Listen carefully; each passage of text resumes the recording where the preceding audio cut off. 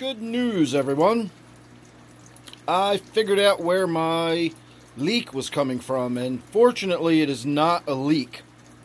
It was actually a little bit of a overspill from the waterfall, but I'll show you what I'm talking about in a second.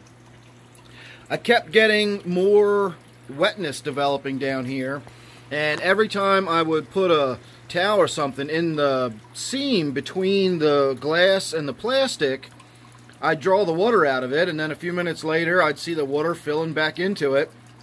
So we were clearly getting a leak or something from somewhere, and as I began investigating around, I was looking at this side where it seems like most of the moisture really is. And while I was doing that, I noticed out of the corner of my eye, I saw a little drip. Now I got this lemon tree in the way for a moment. So I noticed a little drip. And I'm getting two of them. The first one you see is coming off of here. And this was rounded, and the rounded side of it was right past the edge. So every time it dripped on the outside of the glass. And then there's another drip that's a little further back that's dripping right onto the rim. And of course half of it's going one way and half of it's going the other. And so for that one, I had to cut a piece of plastic and sort of wedge it in there. So anything that hits that plastic now, it forces it into the tank.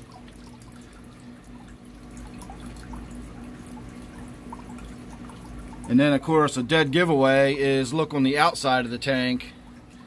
So you can see this was just, it's all slimy and nasty. That is definitely on the outside of the tank. So that drip has been going on consistently for long enough to get that kind of growth on the outside of the tank. But I figured it out, and that is a whole lot better than finding out I've got a little bit of a leak in one of the seams or seals on the tank, because that was going to be a nightmare, having to break this tank down and tear it all apart and reseal it or replace it or whatever I was going to have to do. Was not something I was looking forward to. So I can probably go ahead and get my waterfall looking like a waterfall again. I still will be dealing with the splashes and everything, but that's no big deal. I've been dealing with that since I set it up. That was something relatively new. I'm not sure why. Probably when I did some work in here the other day. May as well do a quick update while we're looking at it. I went in and I broke this log. If you remember, this log used to go all the way across into this area. So I took that out, broke it, and put it back in, and that caused a lot of disruption, but it's back in there. One of the things that disrupted was my philodendron here. I'm not sure what actual species this is, some type of philodendron, and that's rooted in, but I kind of unrooted it when I moved the log, so that's sort of tucked back in. That'll root back in fast enough. No big deal there. And then when I got over here, I actually removed a bunch of stuff because I planted this plant the other day, and you can see it still comes in like that coconut husk container. So I wanted to leave it in that, but I wanted to get it in this area where the water's a little bit deeper. There's actually a bit of a basin in there.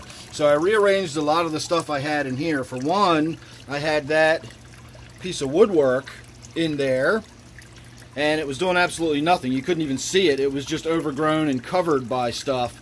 So that rock was down completely under the water. You couldn't even tell that big rock was back there. So what I wound up doing was standing the rock up and then putting this down in the position where the rock was, and you can already see that, you know, is the growth that we got coming off of it, plus all of the stuff you saw down here with the new growth and the roots and everything. So I'm really excited about that. And my new water lily that I've planted already, it's kind of in the glare of that white, but if you see right there in the water, I can't zoom in, I got wet fingers right now, but if you look right there, you can see that water lily now has 4 leaves opening up on it. So that's kind of exciting. I was asked why I bought a new water lily instead of just taking some of my tiger lotus.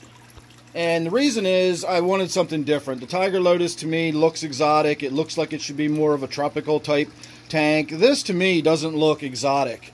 And this is just a little thing that came with the you tie a string to it that came with it, and you put a weight on it, and you put it right where you've planted your plant, and then that floats on the surface of your pond, so you know where you've planted your plants. But I thought it was pretty, and it's a neat little thing, so I just threw it in there. That's all that is. But I don't see like a tropical environment at all when I see this. I see Pretty Boy Reservoir, Tapsco State Park, you know, just any of the places I would have grown up around here, just walking and hiking in the woods, I'd see stuff like this. So I'm not really going for that exotic tropical look, and the red tiger lotus or whatever the stuff I've got, I think would just do that. It would give it that sort of tropical look. So we're going to go with a regular old water lily, one that I might see anywhere around here in any pond or lake.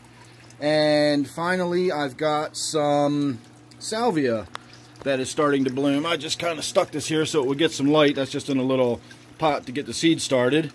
I'll get in there at some point and I'll start separating them out, and we'll get some individual plants from them, and who knows, maybe we will be able to get some of that salvia planted in down here or something like that, and that would be really pretty to have some purple salvia. This, again, I can't remember what that's called, but that's going to be a purple plant too. In fact, that also came with a little faux plant to give you an idea of what it's going to look like. So that is more or less what the flower is going to look like on this one, and I think it gets about 3 feet tall, so that might actually be more like looking at something like this. So we'll have to see how that goes. But oh, final thought is, in case you hadn't noticed, I put this piece of wood back.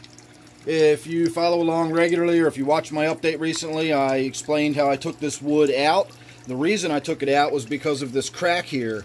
I was afraid that the weight was going to break, you know, just break it off and it would go that way. So I did two things. One, I broke the bottom piece off here so it's more flat and it's got a more solid base on it to distribute the weight, rather than the little tip of a piece of wood it was sitting on before.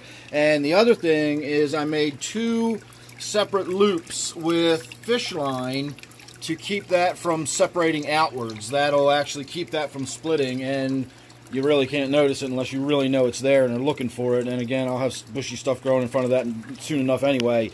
So if you're not familiar with braided fishing line, it is incredibly strong. So even though that looks like 2 little tiny pieces of thread in there, I guarantee you'd have to be a strong individual to just use your physical strength and snap them.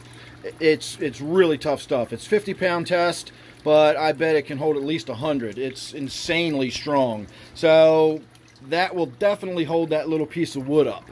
I'm not worried about that at all anymore. And now we've got that nice sort of wood-looking appearance again on that edge rather than that rubber seam.